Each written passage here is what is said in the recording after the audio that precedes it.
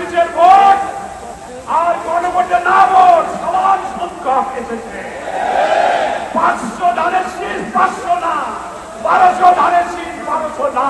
তাতে বোঝা যায় সিন্ডিকেট করে বিএনপি আভ্যন্তরীণ ভাবে গণভোটে না ভোটের পক্ষে তারা ক্যাম্পেইন করে। বাংলাদেশের মানুষ এক সাগর রক্তের বিনিময়ে জুলাই বিপ্লবের মধ্য দিয়ে যে নতুন বাংলাদেশের স্বপ্ন দেখেছিল, নির্বাচনে অনিয়ম, ম্যানিপুলেশন, নির্বাচন পরবর্তী সহিংসতা এবং নতুন করে রক্ত দিয়ে গড়া জুলাই সনদকে অস্বীকার করে নানান টকশো বুদ্ধিজীবীদের দিয়ে ন্যারেটিভ তৈরি করে সেটা অস্বীকার করার যে পায়তারা করা হচ্ছে, তার বিরুদ্ধে নতুন করে বাংলার মানুষ আবার ফুঁসে উঠেছে।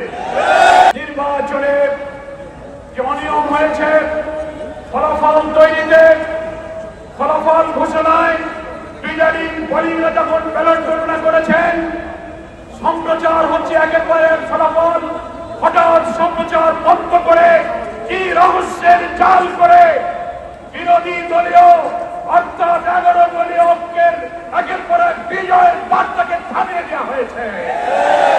সেই রহস্য জাতির কাছে প্রকাশ করতে হবে। যে সমস্ত আসনে অনিয়মের অভিযোগ নির্বাচন কমিশনে দাখিল করা হয়েছে, নির্বাচন কমিশনকে আমরা বলতে চাই, কোন তালবাহানা না করে অবিলম্বে সেগুলোর সুবিচার এবং নিষ্পত্তি করতে হবে। নির্বাচন পরবর্তী সহিংসতায় দেশের মানুষ বিস্মিত।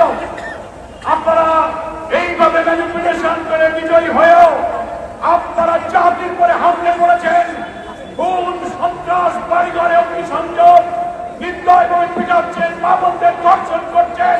সেই দৃশ্য আমাদেরকে আবার ফাঁসিবাদের চিত্র মনে করিয়ে দিচ্ছে। এটা করে আপনাদেরকে সংযত হতে হবে। আপনাদেরকে আবার বলতে চাই, জুলাই সনদের সকল ফাঁসিবাদ বিরোধী রাজনৈতিক দলগুলো যে আমরা স্বাক্ষর করেছিলাম, সেই সনদের সমস্ত বিষয় যা গণভোটে আনা হয়েছে, বিপুল ভোটে হার জয়যুক্ত হয়েছে। দুঃখের বিষয়, বাংলাদেশের অনেক ভোট কেন্দ্রে আমরা লক্ষ্য করেছি ধানের শীষের ভোট আর গণভোটে না ভোট সমান সংখ্যক এসেছে। 500 ধানের শীষ 500 না, 1200 ধানের শীষ 1200 না। তাতে বোঝা যায় সিন্ডিকেট করে বিএনপি আভ্যন্তরীণ ভাবে গণভোটে না ভোটের পক্ষে তারা ক্যাম্পেইন করে। তা না হলে ধানের শীষের ভোট আর নায়ের ভোটের সঙ্গে এক হয়।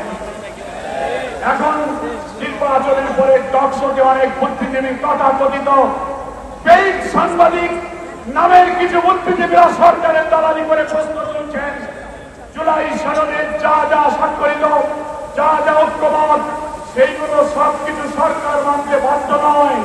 মনে রাখবেন, সংখ্যাগরিষ্ঠতার জোরে যদি আবার